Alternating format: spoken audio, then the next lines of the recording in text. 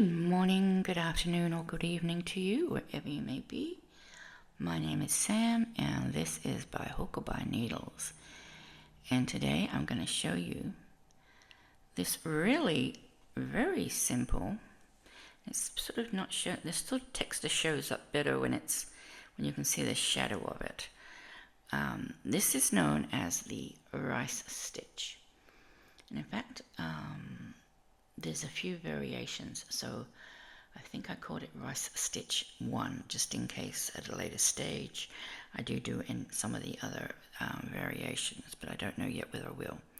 Anyway, so you can sort of see that it's just got little bumps, and that's presumably bumps of rice. I don't know. But it's a pretty stitch, and the reverse side is, in my opinion, not totally unattractive.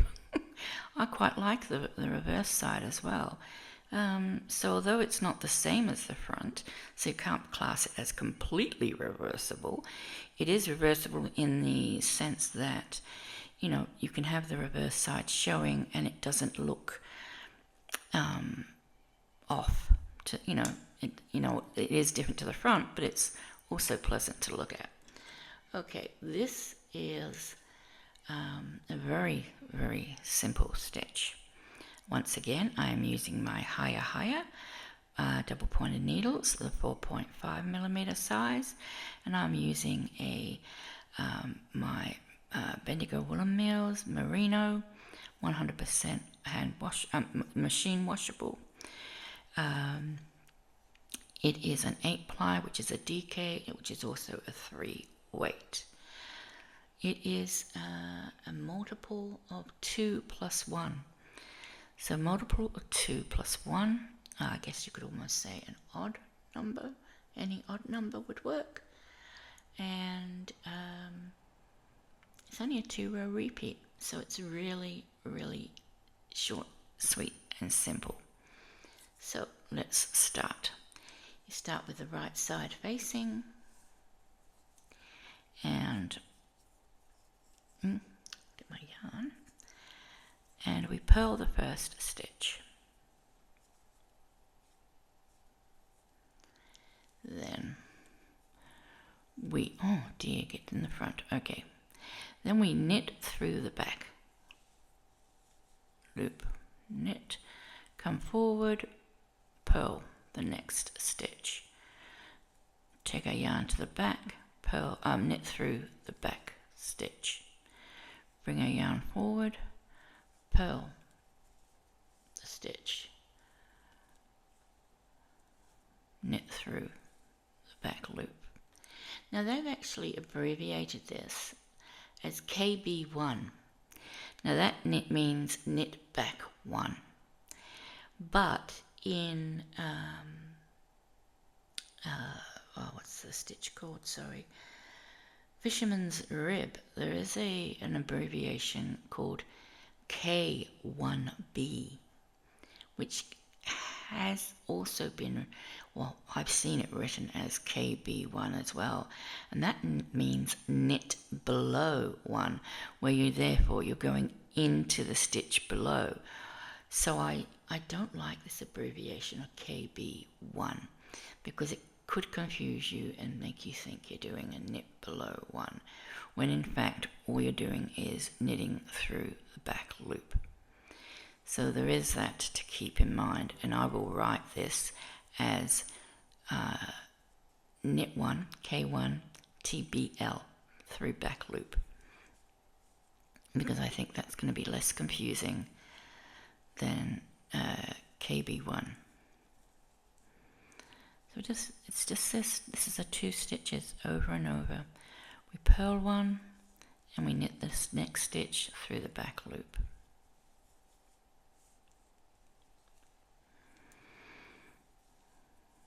Purl 1 and we knit the next stitch through the back loop. Purl 1, knit the next stitch through the back loop, and we end with a purl. We always start and end with a purl. then we do our reverse, or our, second row, and that is just simply knit all the way across. How easy is that? It is so easy and so pretty. So this is one of those stitches that once you really sort of get into it, you could probably do it whilst watching TV without too much difficulty, because it's easy to recognize which is the front of the work and which is the back.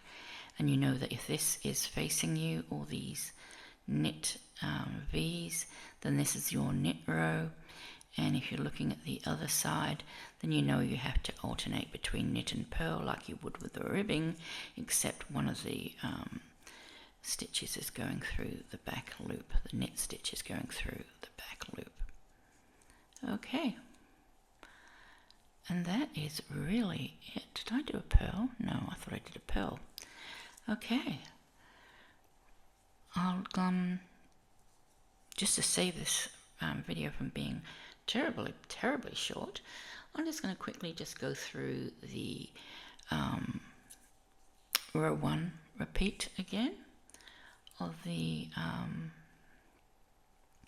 stitch, which is purl the first stitch, bring the yarn back, knit through the back of the next stitch, bring your yarn forward, purl the next stitch, take your yarn back, knit through the back loop, bring your yarn forward, purl the next stitch. Now it is very important that you do take your yarn back and forward when it's needed, because if you leave your yarn forward and then go to do your knit stitch, you're going to create a yarn over, which is going to create an increase, and you do not want an increase. So always make sure you put your yarn to the back before you do your knit stitch, as thus, and then also make sure you always bring your yarn forward when you do your purl stitch, so you don't have the same issue of increasing unnecessarily. And you should pick that up, or did I knit that through the back loop?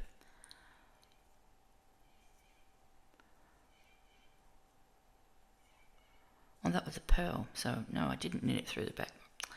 Silly me. Goodness. I can't concentrate. And we knit through the back loop.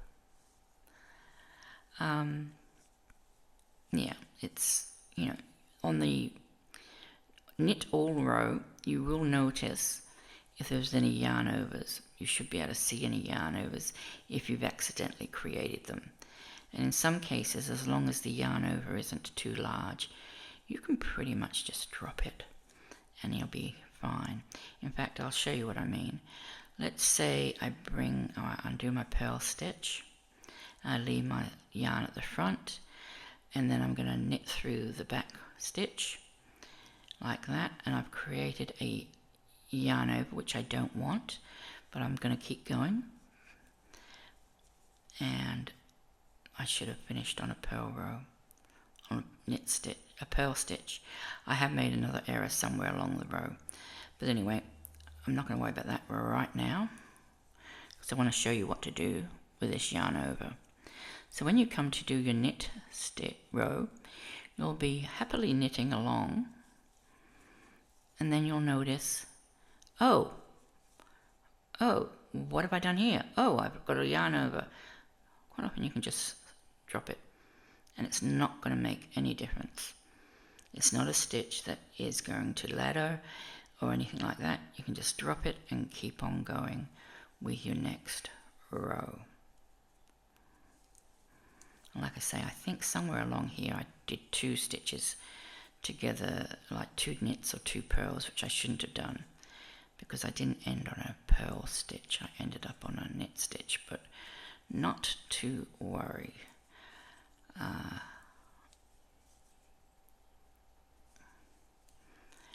It just shows that I make errors, and we all do. And in most cases they are fairly easily fixable, like that extra yarn over. And I think that's probably where I've done it, but anyway, let's have a look. So this is our rice stitch number 1. As I say, I'm just calling it number 1 because there are other variations out there, and if at a later stage I decide I want to do another one, I don't want you confusing it with one of the other stitches. I may never do it, I don't know. So, rice stitch. Very short, easy tutorial, multiple of 2 plus 1, and only a 2-row repeat. I hope you enjoyed that. Don't forget, in the description box below, there will be a link to the Facebook group where you will be able to find all of the stitches I teach you, both knitting and crochet. You can also find a link in the description box to the YouTube channel's posts tab, and it will take you directly to the stitch and its written description. So there's 2 ways you can get hold of the written description and make a copy of it for yourself, and yeah, keep a record of what you're knitting and or crocheting. Alright, well, thank you for joining me again today. I'll be back again Monday. Of course, I'm recording all of these in the same day, but don't tell anybody.